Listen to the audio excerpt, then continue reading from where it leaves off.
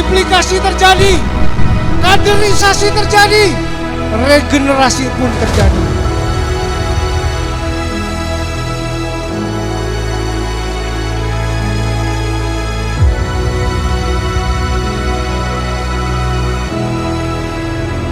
No turning back.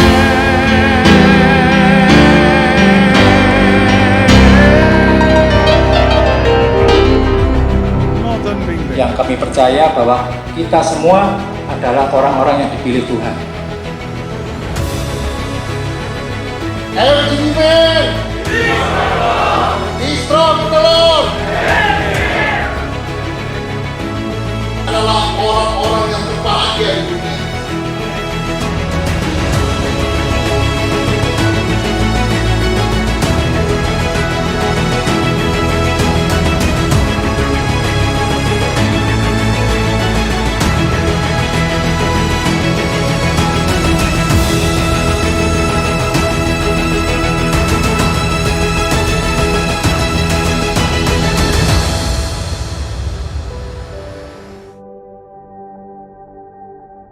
Sejenak saya pikirkan, tadi banyak ketemuan dengan kawan-kawan yang lama. Kalau nggak salah yang terakhir kita ketemu ada di Tretes ya. Wow, itu berapa? 2 tahun yang lalu? 3 tahun yang lalu ya. Waktu berjalan begitu cepat, Bapak Ibu Saudara sekalian. Kita ini yang rombongan yang datang boleh dilihat, bukan anak-anak muda. Orang yang sudah berusia, tetapi semangatnya masih hebat. Amin. Ini yang kita perlukan, beri tepuk tangan untuk kemuliaan Tuhan. Puji Tuhan. Kekuatan dari mana Bapak Ibu Saudara sekalian? Nah, inilah renungan pada malam hari ini. Biarlah sewaktu kita berjalan, biarlah kita sewaktu menemukan begitu banyak, katakan hambatan-hambatan apapun. Tetapi seperti tadi, Pak NP yang katakan, sewaktu setiap orang yang tahu kehendak Tuhan, wow, betapa bahagianya, betapa hikmat Tuhan yang turun di atas dirinya untuk bersama-sama di dalam sukacita dan bahkan saya katakan awet muda untuk sama-sama bersama dia dengan dia. Amin. Kita beri tepuk tangan untuk kemuliaan Tuhan. Haleluya. Nah, tema tidak lain yaitu kita pakai dengan malam hari ini, ketika Kristus bangkit. Kenapa dikatakan dengan ketika? Bapak Ibu Saudara sekalian, saya ingin mengajak pada malam ini kesampingkan dari segala apa yang dulu, yang sebelumnya yang kita miliki, biarlah kita fine tune ourselves, yaitu apa? Terfokus hanya kepada Kristus. Nah, inilah yang sangat utama dan sangat penting untuk kita benar-benar memilikinya dan menjadi kekuatan di tengah-tengah hidup kita. Karena, tahukah Bapak Ibu sekalian, serentetan masalah ataupun juga kejadian bahkan kedahsyatan sewaktu Kristus itu bangkit. Nah, maka itu dikatakan di sini dengan kata-kata ketika. Bukan kemudian, bukannya nanti, tetapi seketika juga. Nah, biarlah pada Bapak Ibu sekalian pada malam hari ini, kita bisa merenungkan betapa ajaib dahsyatnya Tuhan kita Yesus Kristus yang kita sembah. Amin. Diawali dengan berbagai flashback seperti tadi yang kita sudah ungkapkan. Kita ini usia sudah bukan yang muda, ya kan? 2 tahun, 3 tahun yang lalu sudah pertemuan terakhir, sekarang begitu cepat dan cepat senantiasa berkembang begitu cepat. Ibrani mengatakan demikian. Dari sudut waktu kita masih memerlukan seperti susu. Nah, inilah peringatan yang Tuhan katakan. Janganlah kita stay circling around at the same pace, at the same speed. Tetapi biarlah kita betul-betul seperti apa yang firman katakan. Karena apa? Tidak memahami ajaran tentang kebenaran. Biarlah kita renungkan dengan baik. Tetapi makanan keras adalah untuk orang-orang dewasa. Saya renungkan Bapak Ibu sekalian, dengan semua perjalanan hidup kerohanian yang kita ada ini, saya yakin percaya, paling tidak 2, 3, 5 tahun, 10, 20, 30 tahun, bahkan lebih, kita ada dalam Tuhan. Apakah kitanya berputar-putar di dalam lingkaran yang sama begitu saja? Bukan demikian. Firman ini mengatakan yaitu kita memerlukan makanan keras, yaitu untuk orang-orang yang dewasa. The English word very good. Itu adalah apa? Spiritual senses in Christ. Kata lain, yang dimaksud dewasa, makanan keras, Inggrisnya dikatakan solid food. Itu adalah ranah di mana kita memahami spiritualitas tentang apa? Pemahaman, tentang pengertian, tentang makna Kristus itu sendiri. Tidak ada hal yang lain. Nah, inilah perlu jenjang yang kita miliki untuk kita menjadi dewasa. Selanjutnya, ayat selanjutnya mengatakan, now is the time for us to progress. Inilah waktu saatnya. Ini ayat ditulis 2000 tahun yang lalu. Cerminkan diri kita semua. Biarlah kita memiliki suatu kehendak, kemauan, bahkan apa? Satu tujuan yang kita inginkan, karena dikatakan now is the time untuk kita progress into perfection. Kita perlu terus melangkah untuk sampai menyempurnakan. Kolose 1 mengatakan, biarlah kita mengajari orang-orang, menasihati orang-orang hikmat dari Tuhan untuk membawa setiap orang ke dalam kesempurnaan Kristus. Wow, puji Tuhan, bukan lagi seperti seolah-olah kita senantiasa hanya menggumuli soal masalah-masalah seperti yang di dalam Ibrani katakan tumpang tangan. Baik, itu semuanya baik, tetapi lebih daripada itu, biarlah kita makanan solid food ini untuk dewasa di dalam Kristus. Kita memiliki pemahaman spiritual senses di dalam ranah rohani. Inilah kita perlu pahami Kristus Sang Juru Selamat yang kita sama-sama semua miliki ini. Nah, penekanan yang lainnya, Amsal 25 ayat 2 mengatakan, ini saya pakai Inggris karena Inggris lebih tepat, lebih komprehensif, mengatakan God concealed the revelation of His word in the hiding place of His story. Artinya apa? Tuhan itu menutupi, mengcover untuk pewahyuan tentang apa? Dia punya kata-kata, dia punya firman yang disimpan untuk kemuliaannya dia. Wow, pernahkah kita pikirkan bahwa kemuliaan Tuhan itu justru Tuhan itu punya maksud tertentu untuk menyimpannya. Maksudnya apa? Yaitu the honor of kings. Kings kecil ini adalah siapa? Tidak lain adalah kita-kita orang-orang percaya. Nah, inilah yang dikatakan the honor of king itu untuk menemukan, untuk menerima pewahyuan, untuk membukakan how they thoroughly search. Jadi bagaimana kita ini perlu apa? Meneliti lebih lanjut, perlu meneliti lebih teliti, lebih detail, ya kan? For apa? The deeper meaning of all that God says. Jadi apa semuanya yang Tuhan firmankan itu dengan maksud, dengan pemikiran, dengan pemahaman, dengan semua arti yang lebih dalam lagi. Wow, that is inline, sejalan dengan tadi Ibrani yang mengatakannya demikian. Lebih lanjut kita katakan sebagai penekanan, karena inilah firman yang Tuhan ucapkan sendiri.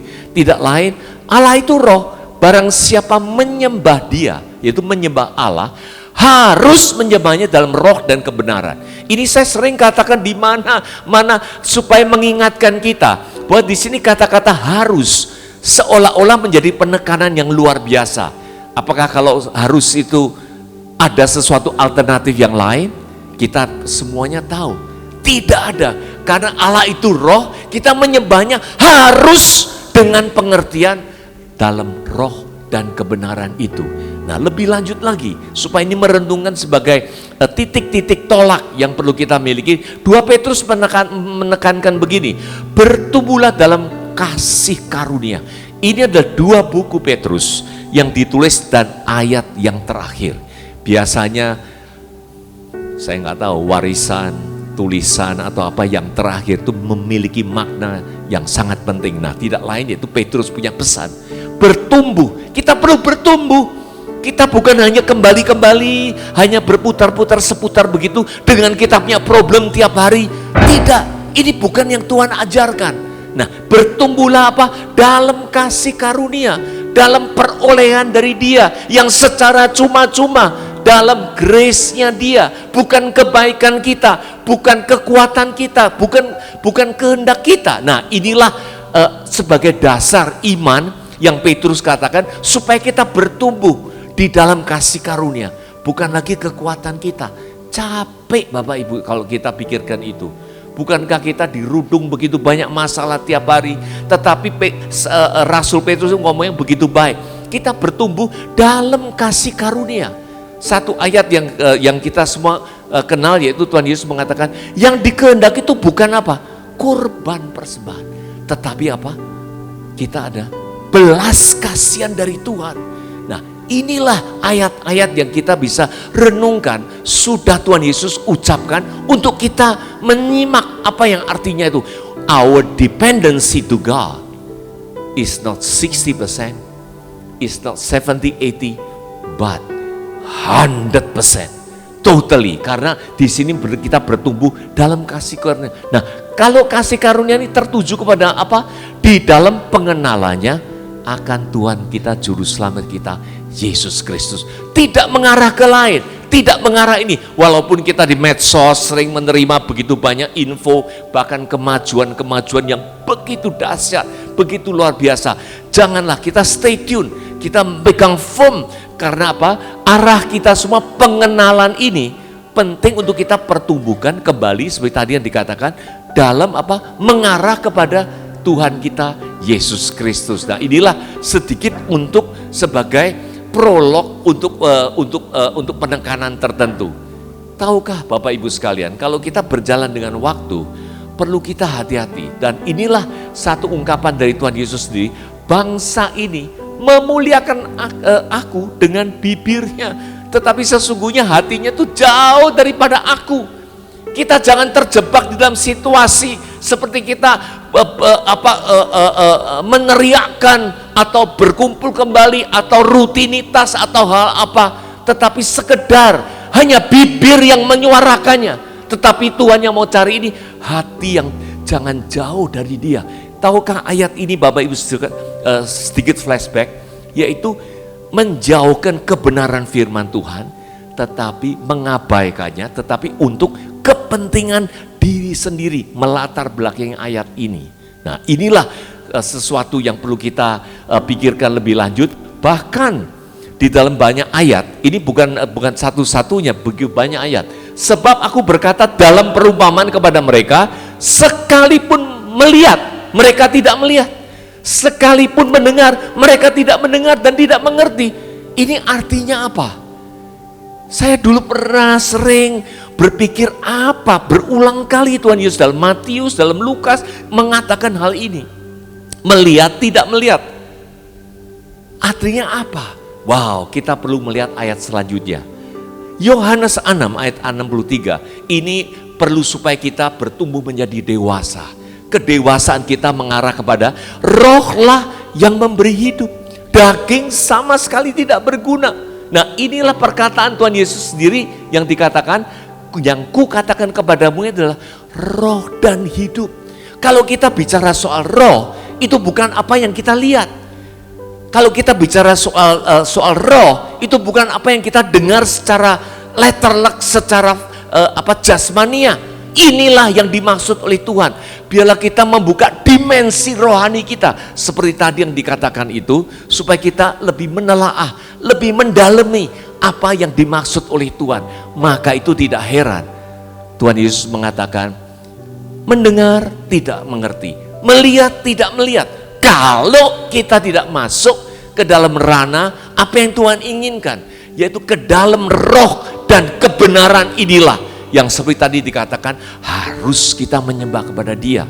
Nah, mulai dari situlah supaya kita mulai belajar bagaimana untuk kebangkitan Kristus itu. Dampak dari kebangkitannya ini seperti kita tahu, 1 Petrus mengatakan rahmat-Nya besar telah melahirkan kita lahir kembali dari kebangkitan Yesus Kristus. Artinya apa?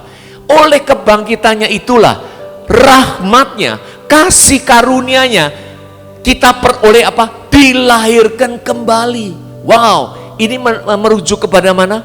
Yohanes 3. Yang waktu Tuhan Yesus bercakap-cakap dengan Nikodemus, kalau engkau tidak dilahirkan kembali, engkau tidak dapat melihat kerajaan Allah. Bahkan dikatakan lebih lanjut, kalau engkau tidak dilahirkan kembali dari air dan roh, engkau tidak dapat masuk ke dalam kerajaan Allah.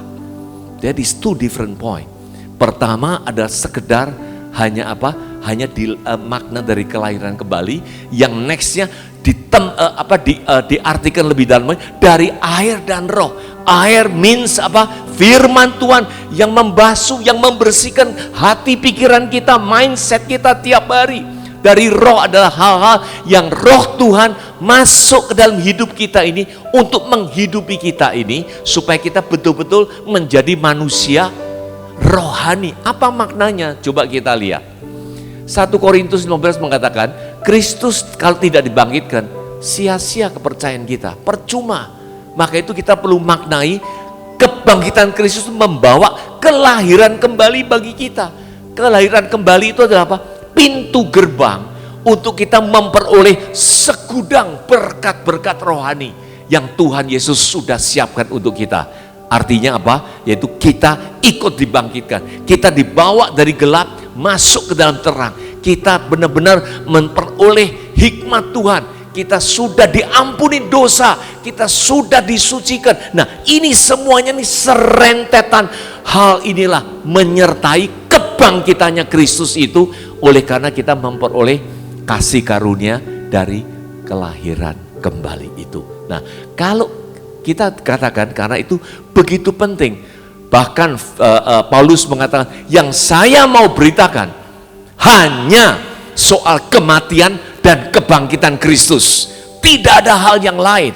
Wow, itu menjadi tekad Rasul Paulus yang mengatakan bukannya soal aku, bukannya soal apa-apa, tetapi hanya soal kematian, kuasa kebangkitan Kristus itu yang dia beritakan. Nah, pun juga lebih lanjut coba kita melihat soal kebangkitannya itu, yaitu sewaktu Tuhan dibunuh dalam keadaan sebagai manusia, tetapi ternyata telah dibangkitkan menurut roh. Wow, dari segi kanan, dari segi kiri, ini semua menjurus kepada pemahamannya roh. Itulah oleh karena roh inilah yang membangkitkan, membawakan kekekalan di dalam tengah-tengah hidup kita orang percaya ini, yang karena dikaruniakan oleh Roh Kudus di tengah-tengah hidup kita semuanya ini. Untuk itu biarlah kita semua tahu dan mengenal begitu pentingnya itu. Maka itu dikatakan dalam Kolose, dengan dia kamu dikuburkan dalam baptisan, dan di dalam dia kamu turut dibangkitkan juga oleh kepercayaanmu. Wow, puji Tuhan. Biarlah ini satu aspek yang perlu kita renungkan, bahwa di dalam kepercayaan kita, di dalam iman percaya kita kepada Kristus, di sini dikatakan kita turut dibangkitkan juga oleh karena kita percaya kepada Dia, sang kebangkitan itu sendiri, sang hidup itu sendiri. Nah, dari situlah kita memperoleh, tadi dikatakan oleh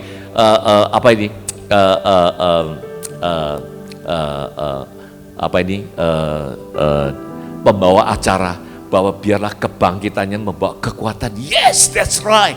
Karena kita ini turut dibangkitkan oleh kepercayaan kita ini di dalam Kristus.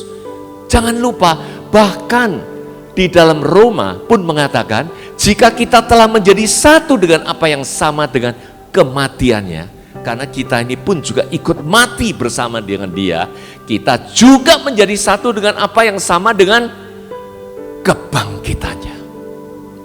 Saya dulu berpikir begini, Tuhan Yesus itu memang luar biasa, begitu baik. Dia begitu baik untuk mengorbankan diri, untuk dipantai di atas kayu salib. Kematiannya dia ini menebus dosaku. Titik, that's all. Kita perlu ditarik lebih lagi selengkapnya. Sewaktu kematiannya dia ini, sewaktu kita percaya oleh kepercayaan kita, kita pun ikut seperti Roma lengkapnya. Karena ini saya mengutip cuman kalau ayat 3 ayat 4 kita masukkan juga, kita turut ikut di dalam kematiannya, dikubur bersama-sama, dibangkitkan pun juga bersama-sama. Wow, inilah konklusinya dari sini, telah menjadi satu di dalam kematiannya pun menjadi kesatuannya di dalam kebangkitannya juga. Puji Tuhan Bapak Ibu sekalian, biarlah di mana kita berada, problem apapun yang ada, Tuhan Yesus mengatakan, Dia ini adalah Sang Mesias, Allah yang hidup. Di hadapannya Markus mengatakan, tidak ada yang mati. Semuanya dibangkitkan, semuanya hidup, semuanya ada di dalam anugerahnya. Sewaktu kita memiliki problem, kita tidak tahu bagaimana, tetapi biarlah sewaktu kita memahami ini, Roh Kristus yang menghidupkan saya ada dalam aku. Biarlah kita senantiasa bersyukur kepada Dia, dan Tuhan akan memimpin kita keluar lebih dari pemenang. Amin. Kita beri tepuk tangan untuk Tuhan.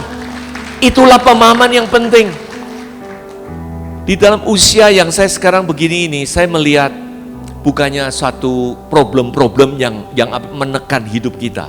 Tadi Pak NP mengatakan biarlah kita tahu kehendak Tuhan. Inilah salah satu bagian dari kehendak Tuhan, supaya Dia membangkitkan kita juga.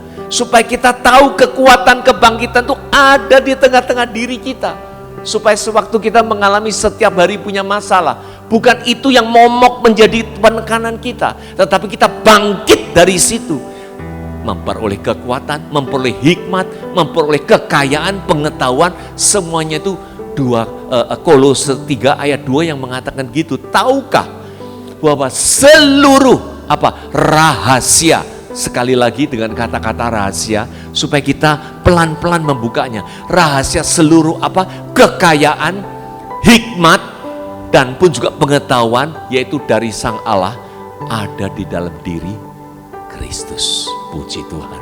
Untuk itulah menjadi fokus setiap dari kita ini. Bapak Ibu sekalian, saya ingin merenungkan sedikit mungkin kesaksian. Anak-anak saya semuanya sekarang mulai bertumbuh dengan cepat karena waktu. Nah, selain dengan mereka terjun dalam dunia bisnis pun juga saya sering begini, kalau filosofi saya, apakah kita mau berhenti bekerja? Tidak. Ini sering dengan Pak NP, dengan Pak Edi, dengan rekan-rekan yang lainnya. Ini kita ini ngapain? Ya kita tetap bekerjalah. Saya katakan gitu sering. Nah, saya tiap hari tetap masih mengantor. Monitor, mengepus anak, begini, begitu, dan lain-lain. Supaya kita punya brain is working. Amin. Kita jangan sekali-kali, jangan let our brain stay and then bagaimana? Wow, akhirnya tidak berfungsi dengan baik lagi, dan bahkan itu cepat tua loh. Amin. Ya. Dan saya bangga sekali seorang mantu yang saya peroleh dari anak perempuan saya, yaitu Eri Erastus itu. Wow, dia begitu rajin, dan dialah yang mengolah hotel ini. Hotel Art Hotel, ini sedikit cerita saja. Ini hari menjadi hotel chain salah satu yang terbesar di Indonesia. 100 hotel lebih sudah di dalam rangkum manajemen kontraknya. Mungkin kira-kira ada 10.000 kamar kira-kira. Dan begitu dahsyat, begitu luar biasa. Anak muda sekarang sudah bukan lagi apa yang kita bisa pikirkan. Mereka maju, forkliftnya jauh ke depan. Amin. Nah, untuk itu saya berikan hormat kepada besan saya yang ada hadir pada malam hari ini, Ibu Anita. Sebagai Ibu, silakan berdiri. Ibu Anita, ya, terima kasih. Dialah ini sangat gigih melayani Tuhan, begitu rajin dan semuanya. Kita beri tepuk tangan untuk kemuliaan Tuhan. Begitulah hidup kita ini, karena kita dibangkitkan, karena kita sering mau aktif, karena kita mau mendengarkan ini itu dan mengkoreksinya dengan baik. Hikmat Tuhan turun di tengah-tengah kita karena kita udah dihidupkan dari kebangkitannya ini. Nah, inilah satu hal yang perlu kita pegang dengan baik. Ketika Yesus dibangkitkan, kita pun jangan sekedar melihat Dia di atas kayu salib begitu dahsyat untuk menebus dosaku, aku bersyukur, terima kasih. Bukan sekedar itu, kita pun ikut dipantaikan oleh karena dosa kita semua, kita terlepaskan, pun juga kita ikut bangkitnya Dia. Haleluya, puji Tuhan. Kita beri tepuk tangan Tuhan untuk kemuliaannya. Maka itu Kisah Rasul tercatat kejadiannya begini. Orang-orang itu sangat marah karena mereka mengajar orang banyak memberitakan bahwa dalam Yesus ada kebangkitan dari antara orang mati itu. Nah, inilah apa yang dialami oleh para rasul saat itu. Dimarahi banyak orang karena memberitakan kebangkitan yang ada di dalam Kristus. Nah, inilah yang di luar pemahaman pada umumnya pada orang-orang yang di luar percaya kepada Kristus itu. Nah, pun juga yang lebih hebat lagi, Kisah Rasul 4 ayat 30 mengatakan, kuasa yang besar Rasul memberikan kesaksian tentang kebangkitan Tuhan Yesus, dan mereka semua hidup dalam kasih karunia yang melimpah-limpah. Puji Tuhan. Itulah sumber kehidupan yang kita peroleh karena kebangkitannya Tuhan Yesus. Karena memimpin di dalam apa? Pelayanan kita maupun kesehatan kita mungkin akan lebih baik, maupun apa? Bisnis kita pun juga. Karena di dalam kebangkitannya itulah kita memperoleh pencerahan, memperoleh hikmat, memperoleh pengetahuan, memperoleh yaitu semuanya, yaitu makna-makna yang lebih dalam yang Tuhan inginkan dari kita semuanya ini. Seperti ayat demi ayat yang mengatakan demikian itu. Terakhir, satu aspek yang penting yang perlu kita miliki. Tahukah Bapak Ibu sekalian, Yohanes 2 mengatakan gini, rombaklah bait Allah ini dalam 3 hari. 3 hari itu menandakan apa? Bapak Ibu sekalian, tidak lain yaitu kebangkitannya. Inilah yang perlu kita pahami. Bahasa Alkitab yang perlu kita renungkan dengan baik. Dalam 3 hari kebangkitannya ini, aku akan mendirikan kembali. Wow, ini kalau ayat ini dibaca seterusnya, orang semuanya pada komplain, ini apa-apaan kok mengatakan gitu. Tahukah bait Allah itu 46 tahun dibangunnya. Masa dirombak 3 hari terus didirikan kembali? Bukan begitu yang dimaksud. Ini adalah dengan bait Allah ini adalah tubuhnya sendiri yang menggantikan bait Allah itu. Amin. Karena kebangkitannya dia ini juga. Nah, inilah tubuhnya yang dia dirikan untuk menggantikan bangunan yang diciptakan oleh tangan manusia. Tidak mau lagi.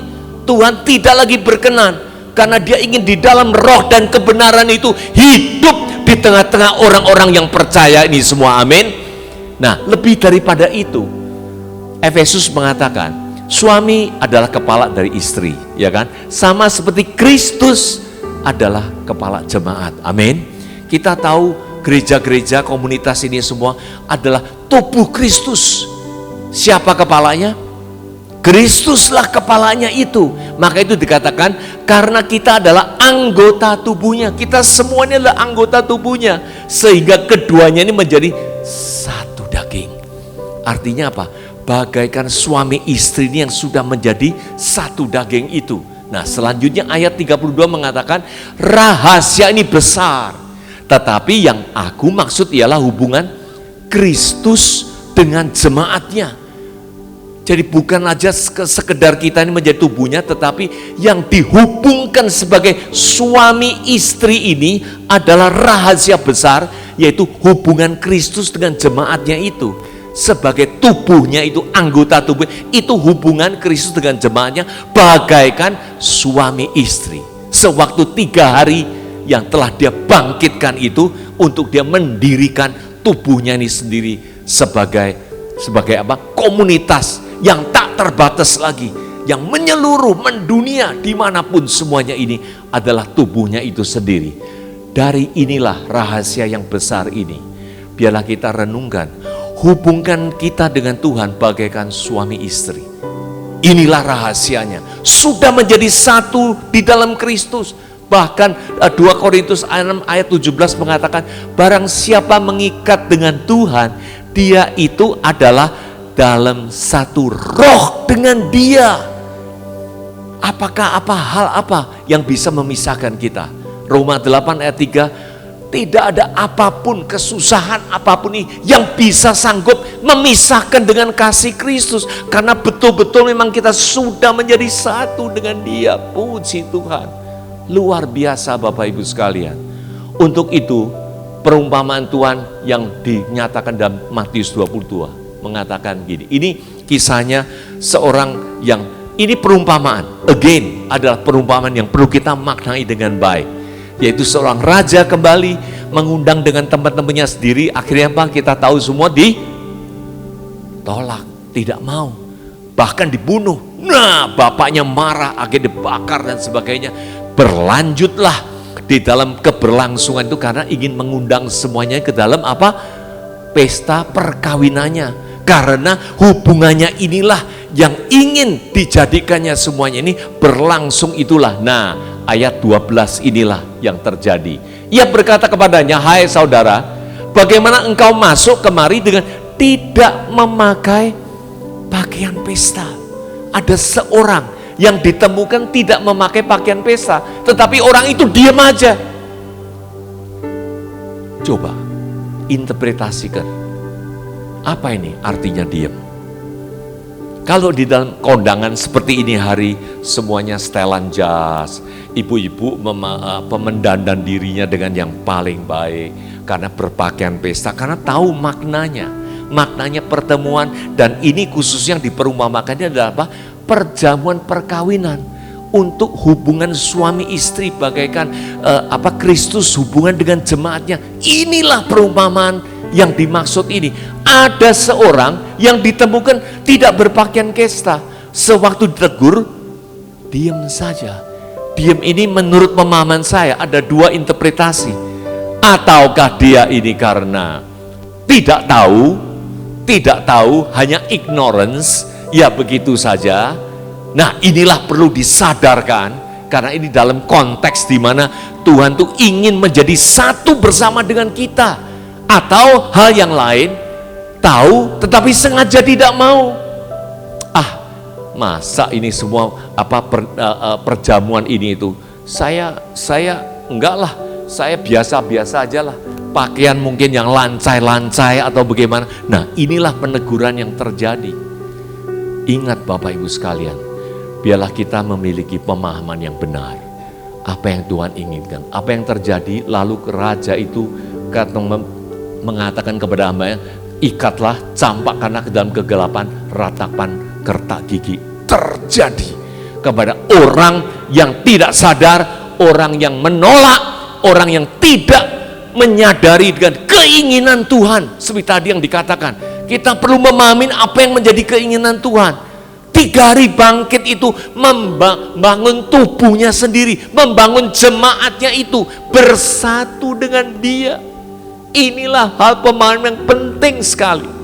Karena kalau tidak seperti hal ini, orang ini diam saja. Dan akhirnya apa yang terjadi? Campakkanlah semuanya ini. Bukankah ini hal yang sangat ironis? Keinginan yang begitu besar, begitu mulia, begitu ingin bersatu bersama dengan jemaatnya. Tetapi akhirnya terjadi hal ini. Ayat terakhir dari ini mengatakan, ini adalah betul-betul peringatan Tuhan Yesus. Sebab banyak yang dipanggil dan sedikit yang dipilih. Bapak Ibu Saudara sekalian, ditinjau dari sudut waktu, ditinjau dari perjalanan hidup kita bersama-sama dengan Tuhan. Bukan sekedar begitu aja kita lewatkan. Namun pakailah ini dengan makna yang sesungguhnya, yang Tuhan inginkan. Seperti tadi yang dikatakan, untuk mencari kehendak Tuhan di tengah-tengah hidup setiap kita ini. Setiap detik, waktu lewat mau kembali lagi, tidak mungkin. Zaman sekarang ini zaman anak-anak muda yang luar biasa. Tahukah the biggest company in the world today? Siapa? Kalau dulu kita bilang Apple, belakangan catch a bit with the Microsoft. Terakhir siapa yang paling leading? Ada yang tahu? Nvidia. Itu chip designer. Gak punya pabrik, chip designer. Ini orang Chinese, orang dari Taiwan. The market value today, picking up all the way. Sampai berapa sekarang? 3,3 triliun. Nilai dari perusahaan itu dibandingkan budget pemerintah. Budget pemerintah hanya 30% dari nilai satu perusahaan saja. Dipimpin oleh seorang Taiwan Chinese yang masih muda. maybe it's about less than 50. Now he is so big, his company. Tidak bisa di-imagine. Kita perlu catch up. Kita perlu bersama-sama. Amin. Oleh karena apa? Kristus sudah bangkit. Kita pun sudah ikut bangkit. Puji Tuhan. Biarlah kita tidak sampai di dalam sikon yang kayak begini. Tetapi mari kita bersuka cita. Berpakaian pesta. Untuk menyambut dia sepenuhnya. Keinginannya terjadi di tengah-tengah hidup setiap kita semua. Amin. Kita beri tepuk tangan. Puji Tuhan. Maka itu halaman yang terakhir ini ajakan. Janganlah kita tinggal diam. Amin. Yaitu apa? Perkatakan. Ayo kita sama-sama berkata. Ini menjadi ajakan kita. Tunggu dulu. Ini saya intro dulu supaya kita tahu. Perkataannya gini. Saya berpakaian pesta dan saya ingin berbuah, bertumbuh dan dipanggil dan dipilih. Puji Tuhan. Ayo kita sama-sama katakan.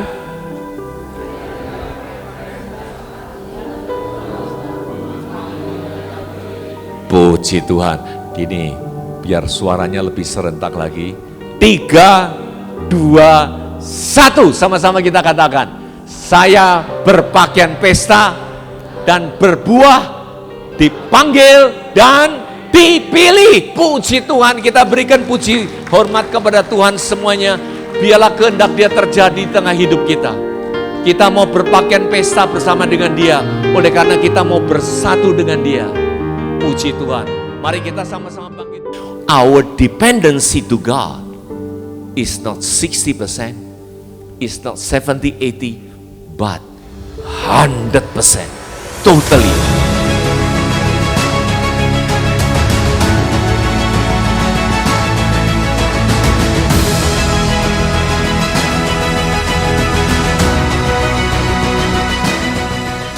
Jadi berkat kemana-mana seperti apa yang dilihat oleh Tommy Hicks tanggal 25 Juli 1961, Awakening the Sleeping Giant.